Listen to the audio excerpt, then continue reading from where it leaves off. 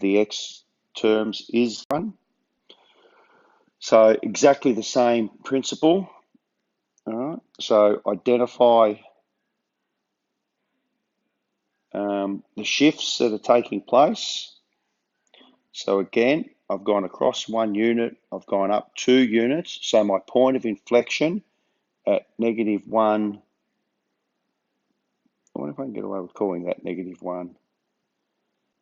Just the scale's a bit tight. So what if we call that -1, -2? So that would be +2, okay? So we'll call that the point -1, 2. Let's find our y-intercept. So before I sketch it this time, I'll get my y-intercepts and x-intercepts. Y-intercept, x equal to 0, y is equal to 0 plus 1 cubed plus 2, which is equal to 3. So I get the point 0, 3. So we're going to call that 2, so we'll call 3 about halfway up.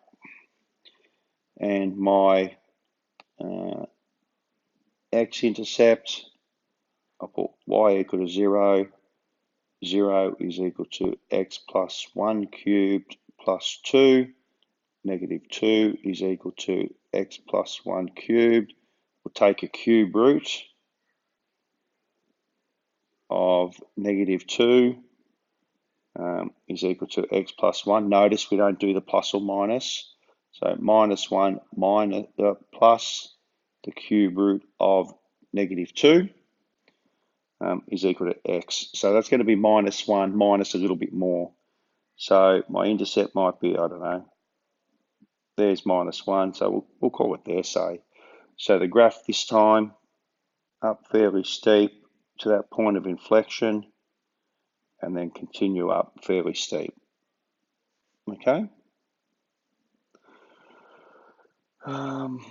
What do we notice about this third one? I've got a negative graph here, so it's going to go this way. All right. What's my graph doing? It's going across 1 unit, down 2 units. So we'll go across 1, we'll call that 1 there, down 2, so we'll call that there at the point -1, -2, and we just get our intercepts again. Y-intercept, we'll put x equal to 0. If x is equal to 0, y is equal to -0 minus 1 cubed minus 2. Y is equal to -1 minus 2, 1 minus 2, which equals -1. So the intercept is at 0, -1, which we'll call that point there. And let's go with my x-intercept. I put y equal to 0. That's a very familiar statement, isn't it? So 0 is equal to -x minus 1 all cubed minus 2. I might take that whole x minus 1 term to the left-hand side. Again, we'll get a cube root, so x minus 1 is equal to the cube root of -2. So x is equal to 1 plus the cube root of -2. So it's going to be 1 minus a little bit.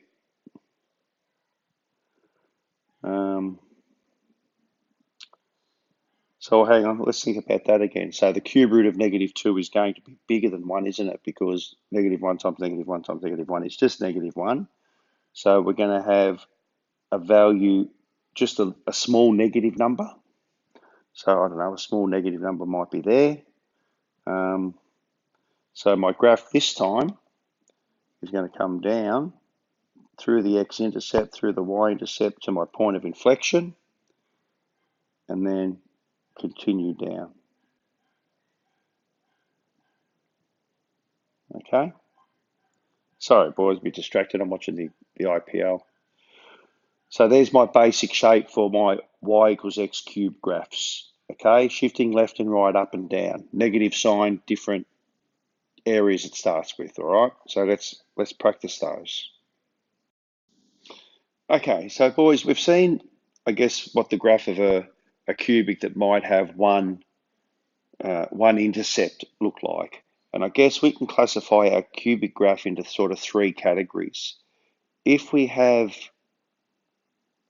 our factor cubed, it's going to look, sorry, it's got that point of inflection, yeah? if our graph has a squared factor and a factor to the power of 1, well then it means that the factor that's squared is a turning point, okay? So that might be the graph, is a turning point, and then the other graph has an intercept there, okay? So that might be my plus 1 there. We'll call that an x plus 2 or x minus 2. So my intercept will have a turning point, and then it'll have just an intercept that goes through like a straight line. And then the third shape, if my graph has just got 3, I guess, linear factors, my graph will go up, down, and up again. 3 separate factors. So they're my 3 basic shapes. So my cubic graph can have up to 2 turning points, okay? So notice these 2 graphs have 2 turning points, whereas this graph here just has that point of inflection, all right? So to find the values, to find my intercepts, we do exactly the same thing that we've been doing, okay?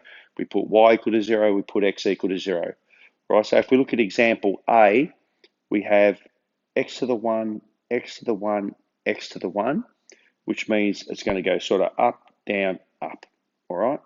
So to find out exactly where the graph intersects the axis,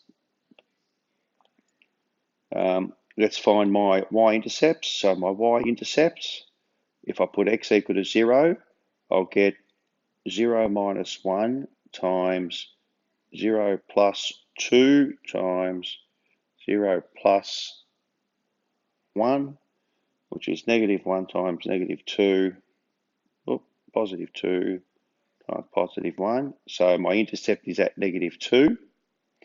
So I get x equal to 0, y equals negative 2. So we'll call that negative 2 there.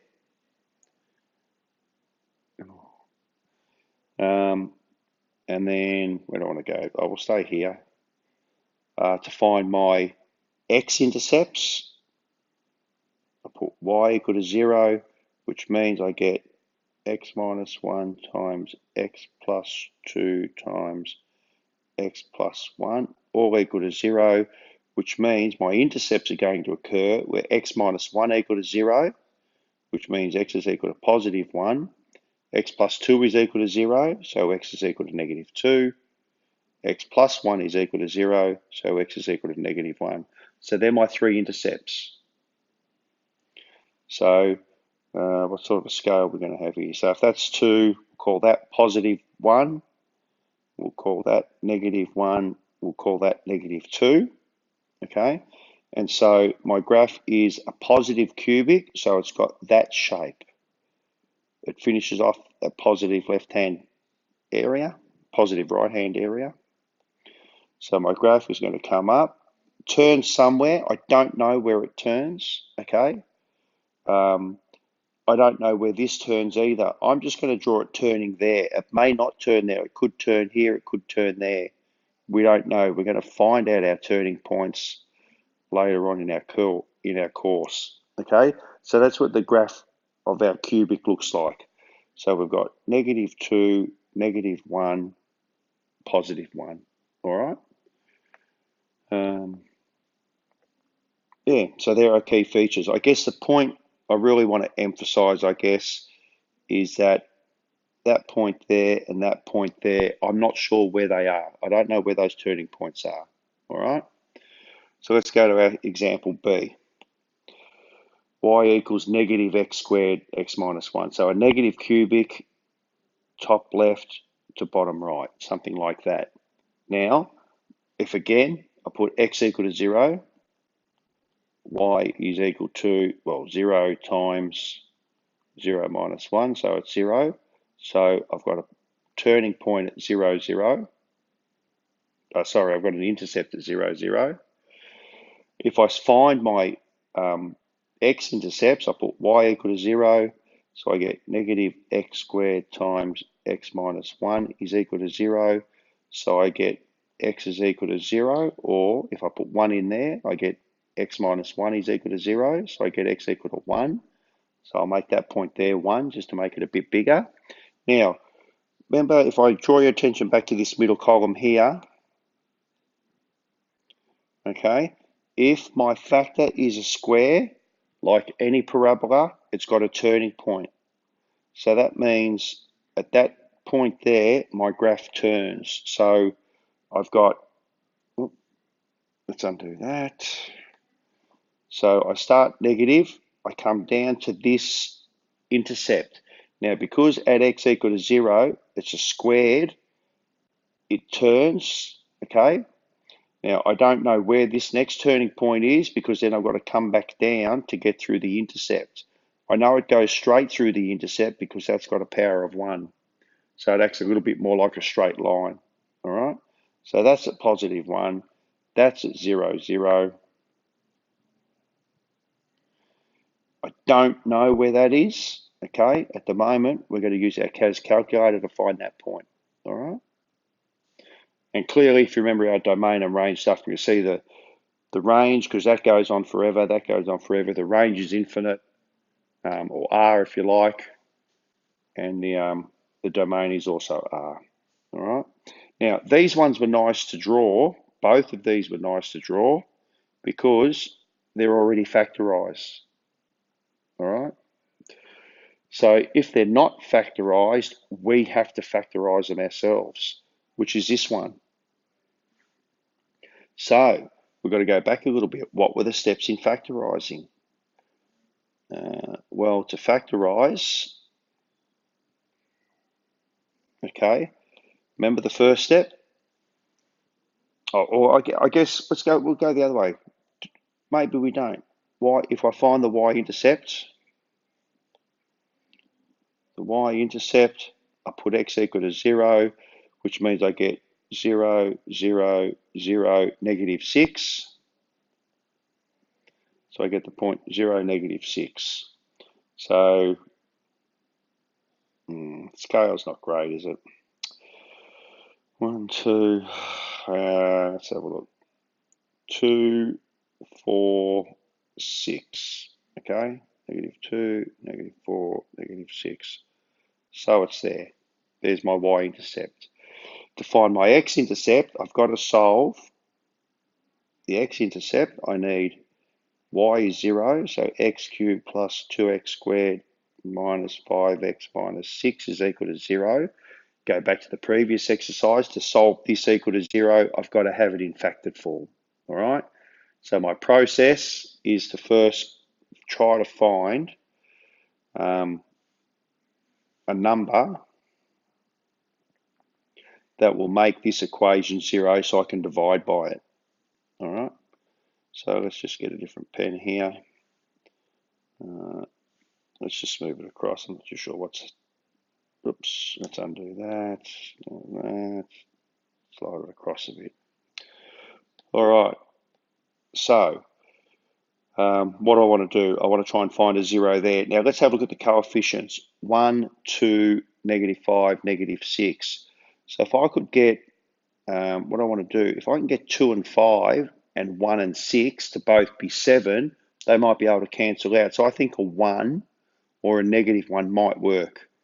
So I'm going to try negative 1, which means I get negative 1 cubed plus 2 times negative 1 squared minus 5 times negative 1 minus 6, which equals negative 1. Negative 1 squared is positive, plus 2 plus 5 minus 6, so that's equal to 0.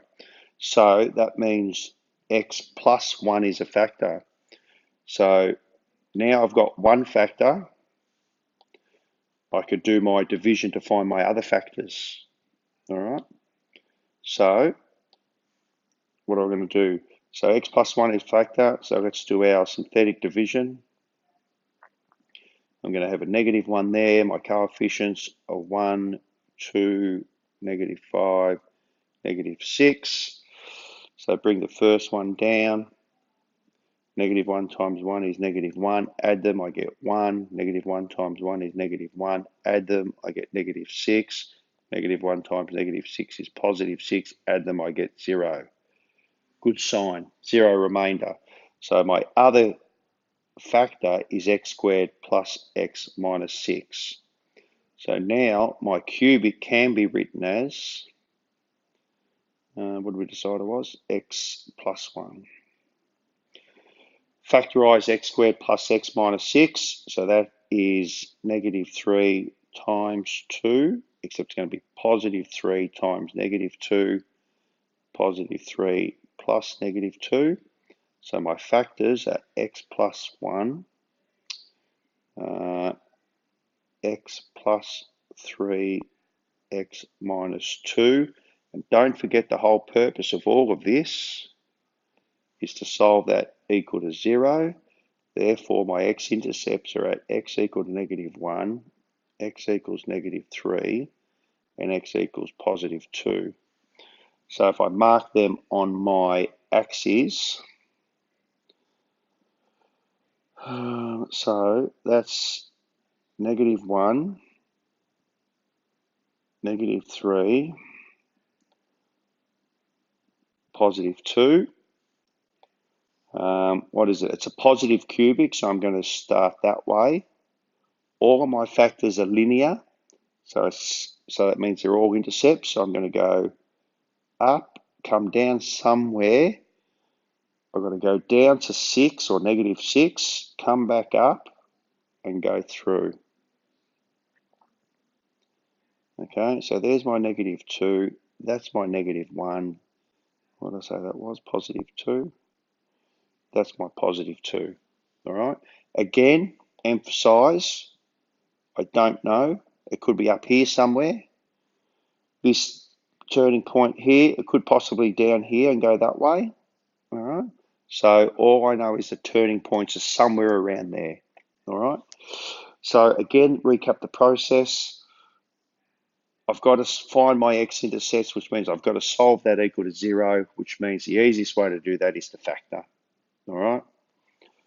The final one, it has been partially factorized for us. So again, let's come in here. Let's find my y-intercept, put x equal to 0. I get -0 minus 1 times 0, 0, 5, so times 5. So +5 is my intercept. So we'll point that at the point 0.05. If I want to solve this equation equal to 0, I get, if you like, -x minus 1 is equal to 0, or x squared plus 4x plus 5 is equal to 0. All right. So here, if I solve that equal to 0, that means x is equal to 1. So I'll cheat a bit, just make it bigger. We'll call that the point 1. X squared plus 4x plus 5.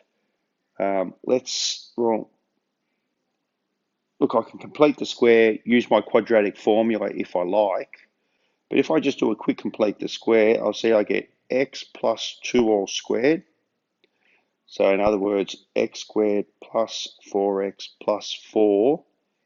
I've got 1 left over. So x plus 2 plus 1. Now that never is 0, is it? Because this is positive and that's positive, so I can't make it 0. Or if I go x plus 2 all squared then is equal to -1. X plus 2 is equal to plus or minus the square root, not the cube root, oops, of -1. And that doesn't work either. There's no solution. So in other words, there's only one x-intercept, and that's at x equal to -1. There's a y-intercept, and that occurs at y equal to 5. So all I know is my graph is negative. It comes down and looks a bit like that. Okay, where the turning points are, I'm not sure. So I'm going to sketch my graph. I'm going to come down, go up, and come down. All right, those turning points, there's one version. All right, it's quite possible I could draw a second version I don't know where that turning point is, so what's to say I can't go, I could go come down, go up, come down, okay? Without a calculator, both of them could be fine, all right? So in reality, something like this, we'd probably give you a case to confirm the shape of the graph, all right? So either one of those works. The key points being, I've definitely got an intercept at x equal to 1. It's a negative cubic, so it's top left to bottom right. And I've got some turning points in there, all right? We can see if we just go down a little bit lower, a couple of graphs in here, and a couple of features, things that we can do with our graphs. All right, so using our Inspire, we can sketch our graph there. Okay, so there's our graph. If you want to find some key features, you can zoom it in to get the correct values. If I specifically want to find my turning points at this point in time, the only way I can do that is to use the analyze graph. All right, so if I put the graph in, analyze the graph, and I can follow the curve to find my maximum, my minimum values. That's something that we can have a play with in class. All right, boys.